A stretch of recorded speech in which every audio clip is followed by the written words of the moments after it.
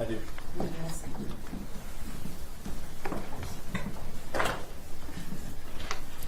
Okay, sir, could you please state your name? My name is Andrew Melnyczenko. All right, Mr. Melnyczenko, how are you employed currently? I am the Technical Safety Director of the Hyperbaric and Altitude Medicine Program at the Mayo Clinic in Rochester, Minnesota. Mr. Melnyczenko, could you tell the court about your educational background, please? So I have a degree in healthcare administration. I am a certified hyperbaric technologist through the National Board of Diving Hyperbaric Medical Technology. I have been through several 40-hour courses and obtaining CEUs in support of my certification, continuing certification. What are your, roles and responsibilities at Mayo? So my roles and responsibilities at Mayo Clinic are to ensure the safety of the patient and staff in the hyperbaric department. I'm responsible for the policies and procedures, ensuring that those are written properly in accordance with codes and standards that are acceptable in the hyperbaric community, the national codes and standards set forth by the UHMS and the National Fire Protection Association, NFPA. The NFPA? Correct. Okay.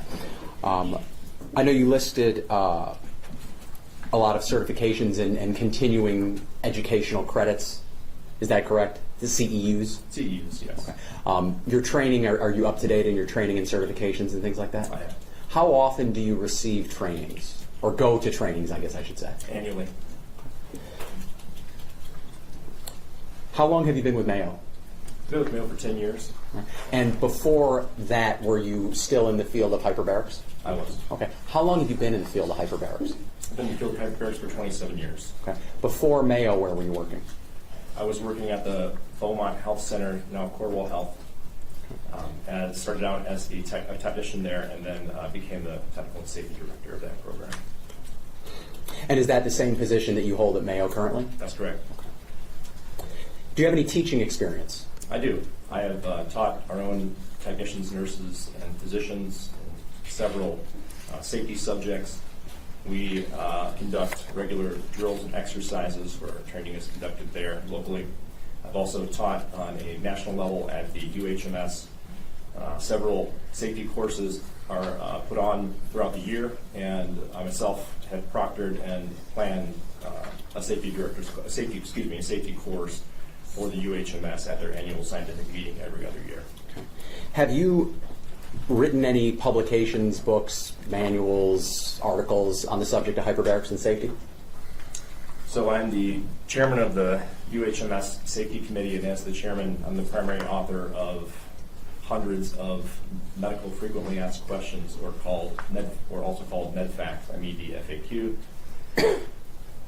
Those MedFAQs are primarily authored by me and the rest of my committee. So we publish those. Those are free to the public to see. And I've also published in the UHMS Journal on several safety-related tests that I've presented at annual scientific meetings. Is one of those articles The Anatomy of a Safety Pause, examining the continuous evolutions of a vital safety practice? That is correct. Is one of those Building a Hyperbaric Emergency Preparedness Program, meeting the needs of employee readiness and certification? Correct.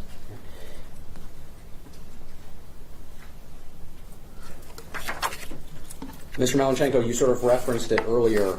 Are you a member of any societies or bodies in the hyperbaric field? I am. I'm a member of the Undersea Hyperbaric Medical Society. Is that the UHMS? It is, yes. Okay. I have been the safety committee chairman since 2018. I am also on several other committees, and I help with certain safety projects, publications for the UHMS as well. And I'm also a member of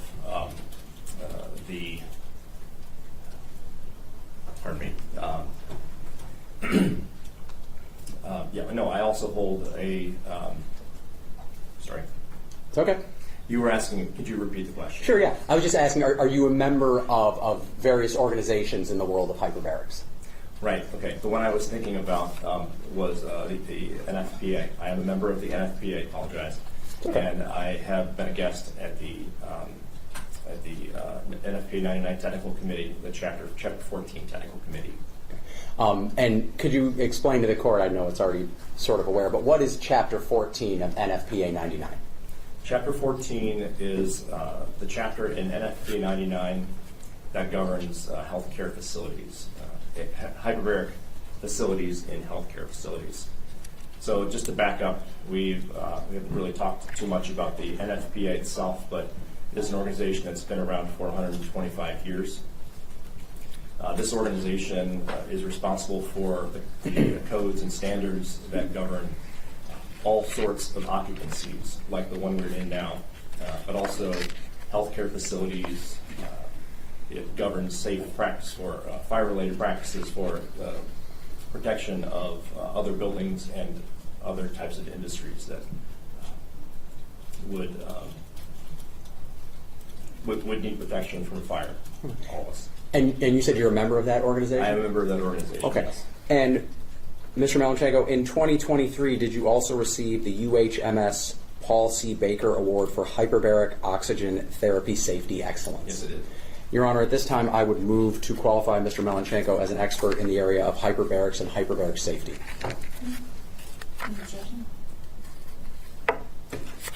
Right here? Can I have board here for a moment, Your Honor? Yes. Thank you.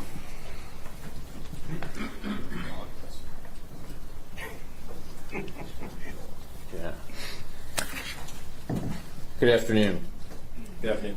Where did you go to school? I went to school at the University of Phoenix. University of Phoenix? Yes, sir. I see. Graduated with a bachelor's degree? I did.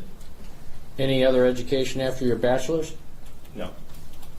As far as secondary education, you mean? Yeah. No. Okay. And healthcare administration. Yes, sir. Was that in any particular specialized field within healthcare administration? Surveillance? Anything in particular? Healthcare administration. Okay. So what would that entail, healthcare administration? So it's the study of the governance of a healthcare program. And so it essentially, we are, as an administrator, we have to ensure that policies and procedures are in place. So it was a relevant subject to the field of hyperbaric medicine that I worked in. I see. And were you in the top of your class? We didn't keep records of classes. No, I see. Have you ever been qualified as an expert before? I have not. I see. Have you ever been asked to be an expert? Well, I'll have to say that opportunities like this don't come around very often in our field. But I will say that in the past, our safety committee chairmen have been called to attend court hearings like such as this or be a part of investigations. So when those opportunities do come around, UHMS sends the safety committee chairman. I was asking specifically as it relates to you. I have not I see. had that opportunity. I see. So no one's ever asked you to be an expert? No. I see. And I don't have your papers here in front of me as it relates to what you've written. But obviously, we've talked about Chapter 14. What did you write in Chapter 14 within the book? I was a guest at the meeting of the committee for Chapter 14. I was not a contributor or writer, but I did contribute discussion to the writing parts of the code, the latest code. How long was the meeting? The meeting would have lasted 4 hours. 4 hours? And how many people were in the meeting? It was a virtual meeting, so I'm not certain of the entire number. But you attended this meeting via Zoom? I did. I see. And who was the moderator? Would have been the committee chairman. And who was that? I'm can't recall his name right now. So, you were a guest in this meeting, yes? I was. Okay. And have you ever Excuse me, I was an invited guest. invited guest? I would presume you had to be invited to get to attend the meeting. Yes. I see. And as it relates to what you want to testify about, what is it that, I'll strike that, how many hours of education have you had in hyperbaric medicine / training? More than 24 hours each year. 24 hours each year. Mm-hmm. And how many years is that? Since I've been a CHT, 2003. 2003. So that's basically 22 years. Yes? Yes. 22 years. So about 400 hours over this time span of 22 years. There's 22. You said 23. I'm multiplying 2 times 2. I get 4. 440 hours over over that time frame. I have never added up this total. I'm estimating the number of CEUs that I have acquired. I don't keep track of them continually. And do you have to, when you take these continuing education credits, do you have to fill out some forms? I do. And where do you put those forms? I submit them to the National Board of Diving and Hyperbaric Medical Technology. Okay. So if we wanted to go on and find out what you got in 2003, well, let me ask you this. No. I'm sorry? I'm sorry. You could not recover the credits that would be a request to the National Board. Those are not made public. Well, you would have to give those over to the prosecution? You certainly could if you'd like. Yeah, I would. If you're going to testify as an expert.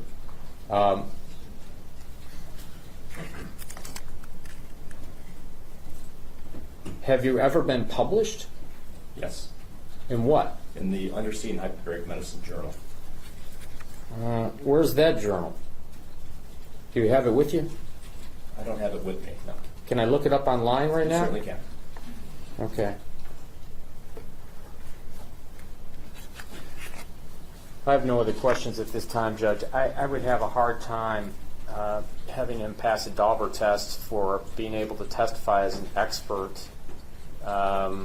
with no official training except for continued education credits for over approximately 400 hours over 20 years. Never testified, never qualified as an expert.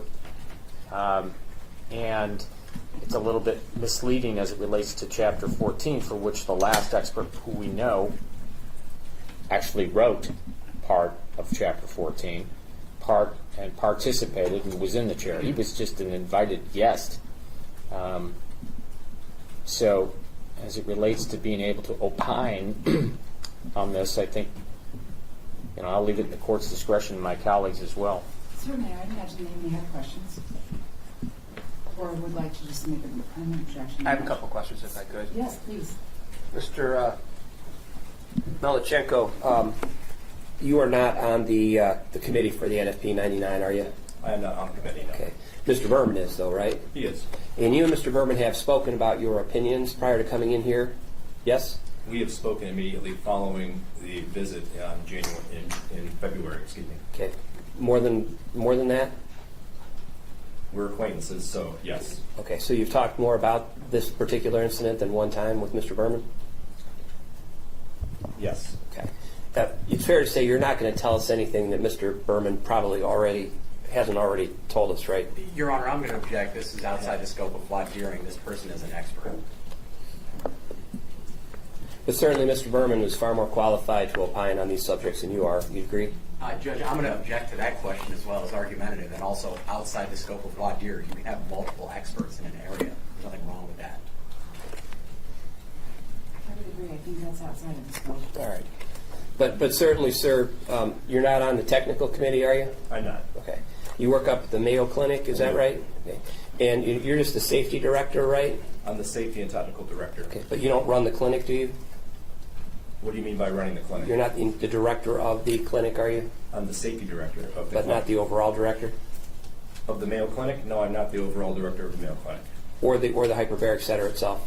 I am the safety director of Is the there a Mayo physician Clinic. director? Is there a physician in charge? Okay. Yes, there is a physician in charge. Is he your boss? He is not my boss. Are you his boss? No, I am not. Should I have no further questions? I joined in the larger that's already been given. And are you taking a position? No.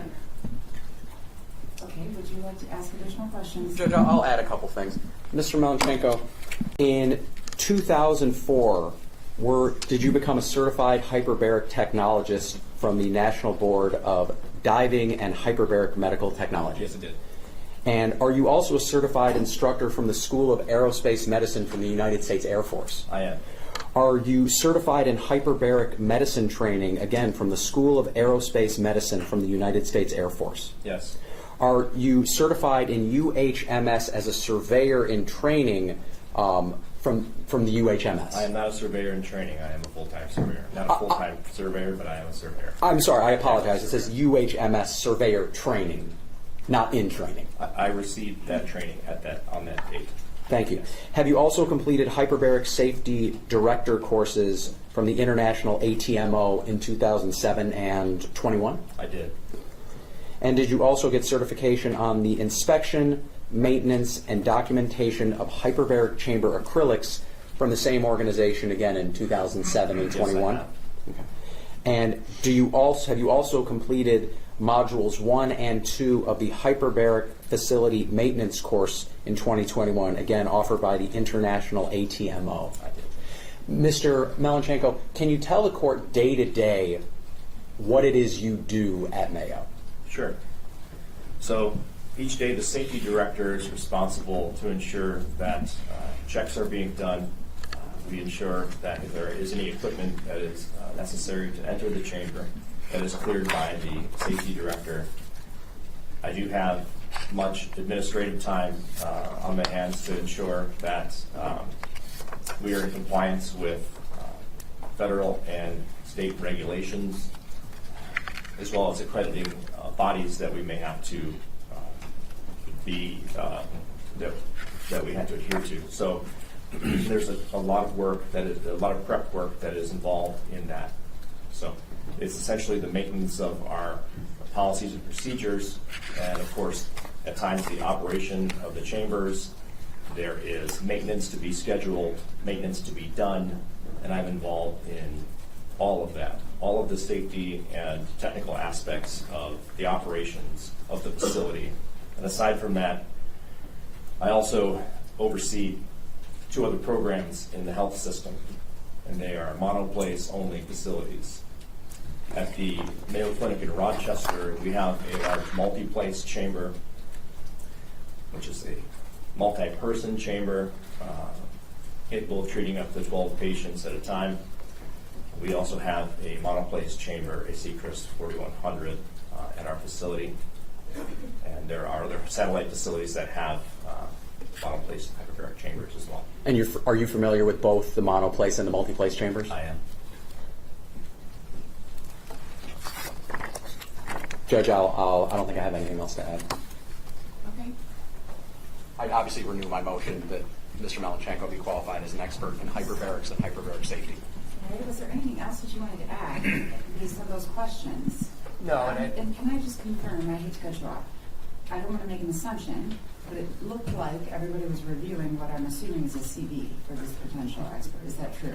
Yes, Oh, we do so- have. So you have something in front of you that reflects what was testified to here in terms of answering questions, probably some additional information as well. We do. Okay. And what is it that you wanted to add to the record?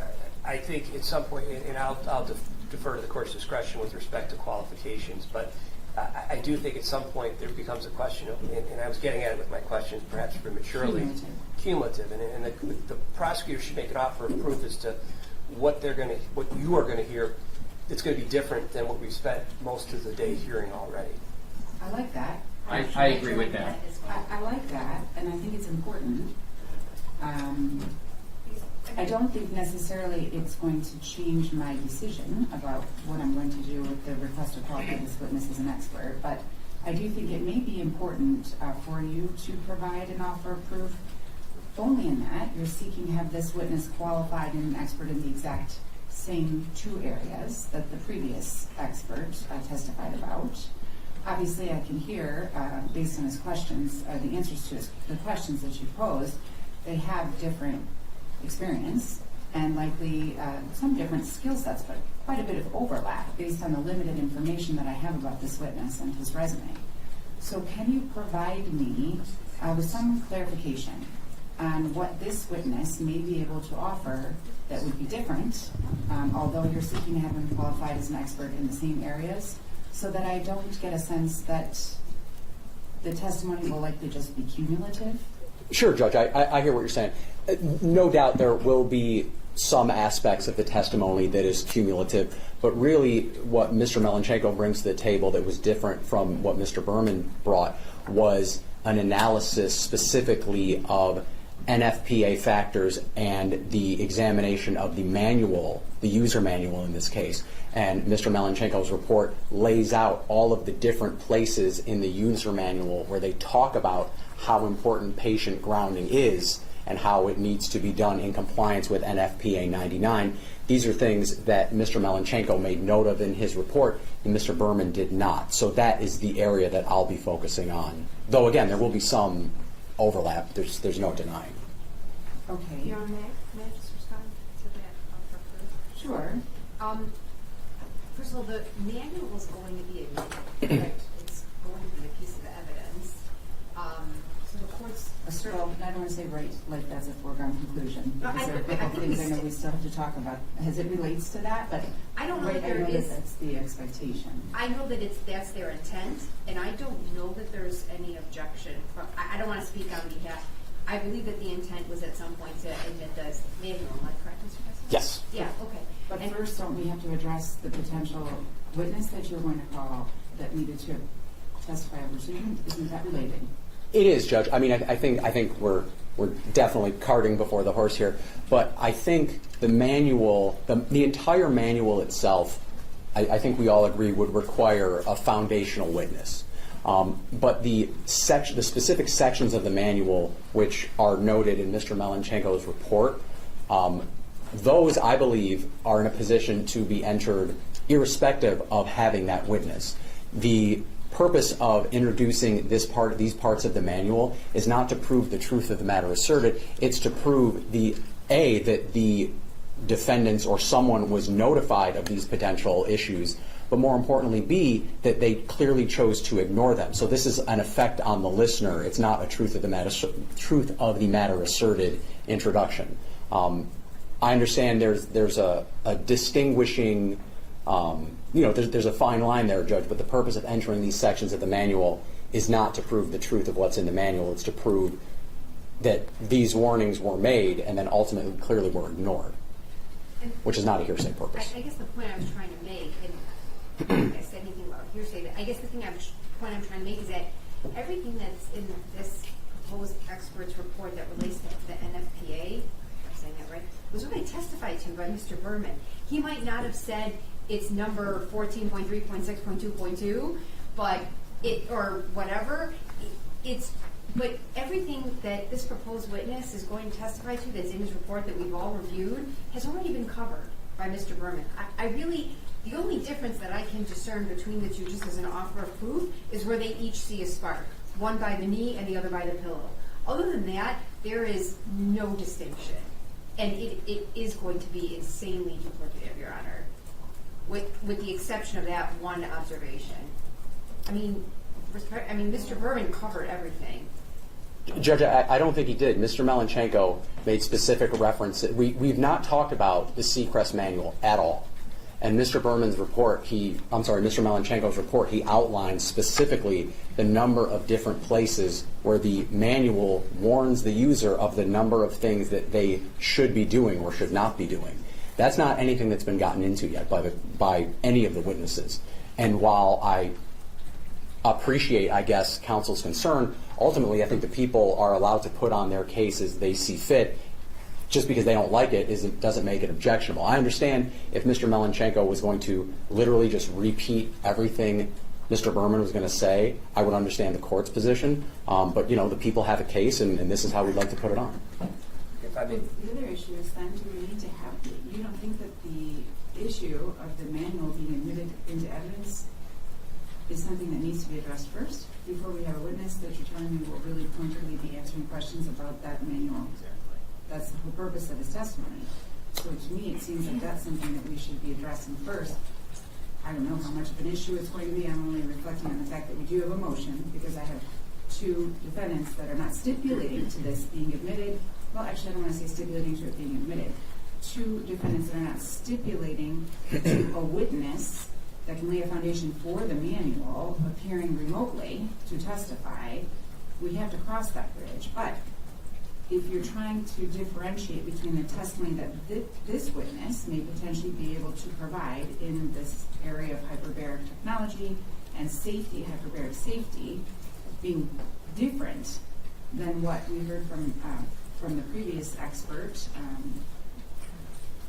and it's really surrounding the manual and the notices that are given in the manual and the requirements that are outlined in the manual that specifically is for the machine or the chamber that's at issue in this case.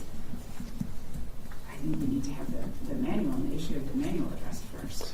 Well, I would say so, Judge, except my position is that the manual is not being introduced for a hearsay purpose.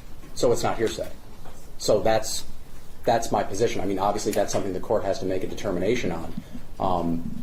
But I don't need the manual as a standalone exhibit to come in to question this witness about the manual if I'm not using the portions of the manual to prove the truth of the matter asserted in the manual. So my position is that these sections of the manual are not hearsay because they're not being offered for a hearsay purpose. Why are they relevant? How is it relevant? I think I got lost in that. Not that it's probably me, not Chris or Mr. Kessel, but then how is it relevant? If he's not offering it for the truth of the matter asserted, what purpose is he bringing this in? And I would imagine it's kind of tracking, you're putting the cart before the horse. You have to have the witness establish, and that would be Seacrest, to get the manual in the first place. And I thought that's where he was going all along. But maybe I just misheard this. I don't know. Judge, just because something's not offered for a hearsay purpose doesn't mean it's irrelevant. There are all kinds of reasons things come in for non-hearsay purpose. For example, the effect on the listener. That would be relevant even though it's not a hearsay purpose. So I'm not sure why something has to be for a hearsay purpose to be relevant. I'm not sure why we're talking about hearsay purposes. I'm just trying to get a better understanding of what this witness is potentially going to testify to that is different than the person that we just heard from that was qualified as an expert. They have different CVs, but many of the skills, qualifications, and experience that you're putting forth, they're similar in that they stem from similar certifications, similar positions on boards, similar positions in safety and policies, protocols, and contributing or at least partaking in the development of these standards that are supposed to be followed through the entire industry. So I'm really trying to get an understanding of what this person would be testifying about that would be different than what we heard from Mr. Berman. And I guess I'm not clearly tracking what it is that you're asking or that you're explaining to the court about the likely testimony. Is it that these things were in a manual that everyone would have reviewed and they should have been on notice? I'm not quite sure what it is that you're offering. Sure, Judge. In excluding anything that would have been similar, what Mr. Melnyczenko, in his report, he made a breakdown of all of the different places in the manual that warned against the exact kind of behavior that was being done at the Oxford Center. So he has, that's what's in his report. So that's where his testimony is not cumulative. Mr. Berman testified about, the overarching safety principles. Obviously, we had long discussions about grounding and static electricity and things like that. But Mr. Berman did not engage in a review of manuals. So the nuanced information contained in the particular manual. Correct. And Mr. Melnyczenko did, and that's part of his report, which obviously everybody has had for quite some time. So that testimony is not in any way cumulative, because we never, maybe a manual was brought up, once or twice, but nothing of that nature was ever discussed during Mr. Berman's testimony. Why do we need him when we can have a Seacrest representative come and tell us what's in their manual? That's the whole purpose of the Seacrest witness. That person, there's a question of whether that person's going to be here or on video, but that's the witness to provide the court with that information is Seacrest. Here's our manual, and here's what's in it and why. This person just reading it and telling it to you is just backdooring, with no basis. So the Seacrest is the right witness. Otherwise, it's cumulative. I mean, Your Honor, literally the report is a cut and paste of sections. I mean, in terms of what Mr. Kessel is referencing, the portions of the manual that, although I would argue Mr. Berman touched on, he just didn't explicitly say it's from the manual, but he talked about industry standards, which I think it basically falls under. But I join Mr. Gleason. If the manual is ultimately going to become admitted and an exhibit, frankly, Mr. Kessel can just print out the pages that he thinks Your Honor should focus on because it's evidence. That's why there's just, respectfully, I don't think there's just no need for the testimony, Your Honor. Except, Judge. Sorry, go ahead. It's okay. The representative from Seacrest is not going to then tie it back to whatever has been reviewed here. So I think my bigger issue is not that there's no potential, I don't even want to say value, but there's no potential that this testimony that you're offering as an offer of proof would be relevant and different. But I guess I'm still stuck on the fact that we have not gotten past the manual being admitted, if that's specifically where what he's relying on in his conclusion in his report. But Well, I don't think that's just the basis for it. Obviously, Judge, I know you haven't seen it yet, but in Mr. Melnyczenko's report, there's obviously a considerable breakdown of the video as well. He also made observations at the Oxford Center. There are also some specific observations that I wanted to go over him with respect to the opening of the control panel that we sort of touched on with Mr. Berman, but that was actually an area that Mr. Melnyczenko specifically directed and was looking for specific potential, fire damage, things of that nature. So if the court would like, I'm happy to cut, I'm not happy to, but if the court's going to tell me that the court is not going to want to hear a repetition of the NFPA 99 and the UHMS guidelines and what all those things are, that's fine. And I can just skip to things that he personally observed while he was watching the video, and more maybe pertinently, things that he observed while he was actually at the facility as well, that were different from Mr. Berman. But also, again, this witness had an opportunity to review the manual and, I guess, dissect it as it relates, and that's what I was going to say to the court. I apologize for almost cutting you off, but you got there, is this witness can look at the manual and tie it back specifically to what he observed in the video and explain what's not happening and why it's a problem that it's not happening. And they may not like that, Judge, but again, the people have some latitude to put their case on how they want, and if we want this witness to testify this way, doesn't really seem to be any real reason to object. This isn't going to be cumulative. The manual ultimately, I think, is going to come in, but the portions that I'm using are not the entire manual, and I know we'll kind of get down that road. So, Judge, I can tailor his testimony to specifically things that haven't been covered, and then I think we can do away with the issue of cumulativeness, even though I just made that word up, I think. I think you're at a disadvantage because you haven't seen the report, but what he's going to talk about in the Seacrest manual is cotton blends or polyester blends, the lead, all of which we've heard before, the wrist strap, which we've heard before, garments, which we've heard before, directions for preparing the patient, which we've heard before, and that's it. That's what's in the report, and you've heard all that already. So I'm not, whether it's the Seacrest manual, which is just a manual by the manufacturer, or the NFP, which is the standard that Mr. Berman's talked about, it's the same thing. So there's nothing new that you're going to hear. That's why originally I said cumulative. I join that, Your Honor, and specifically Mr. Berman. I mean, far different credentials, masters. This witness has gone to the University of Phoenix Southfield online courses with BA. Totally different credentials and CV. There's nothing he can add that Mr. Berman, who's authored books, who authored, the Chapter 14 and contributed to. This is all cumulative. So I join in the motion. Well, I join in the motion as well, not to mention there's already been testimony that Mr. Berman spoke with this potential expert at least 10 times.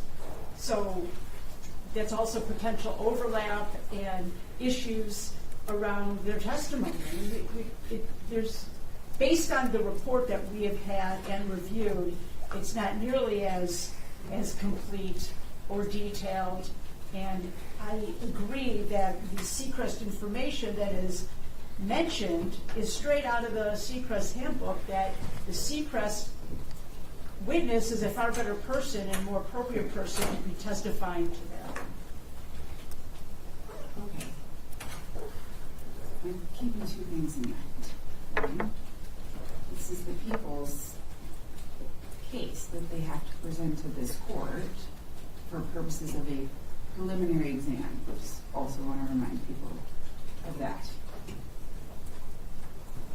I have to keep coming back to this point that we are talking about a topic that is very nuanced in an area that is not widely known, studied, or understood by anybody in this courtroom that is representing a client or an interest here.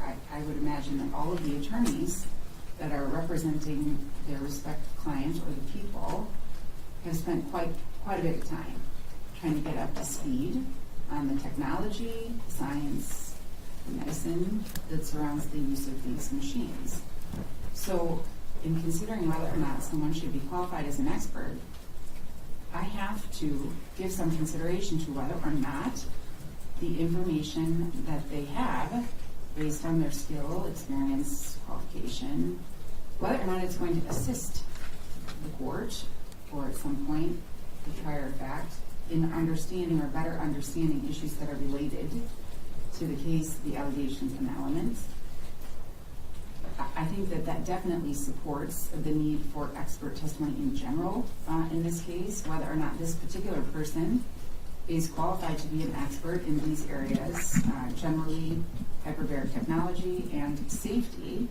I'm taking into consideration that while the qualifications are not the same as the previous person that was qualified as an expert, there's 27 years of experience, there's certifications that require annual training to continue certification, that they've worked with both the Corwell, formerly Beaumont Health System, rising to the level of Director of Safety, now working at the Mayo Clinic in Rochester, Minnesota, for a period of time exceeding 10 years in the same position, Director of Safety, that they have been equally involved in all of the same organizations that the previous witness testified to being part of, that they have contributed to publications, that they've also worked in a capacity with the United States Undersea Hyperbaric Medical Society. Thank you. No problem. And I know that there's been some issues raised with the fact that this person has not been previously qualified as an expert. Neither was the last person. I think both of them have indicated that the opportunities to appear in their capacity and have the potential for being qualified as an expert has been somewhat limited based on the nature in which you would call upon someone like this for additional information.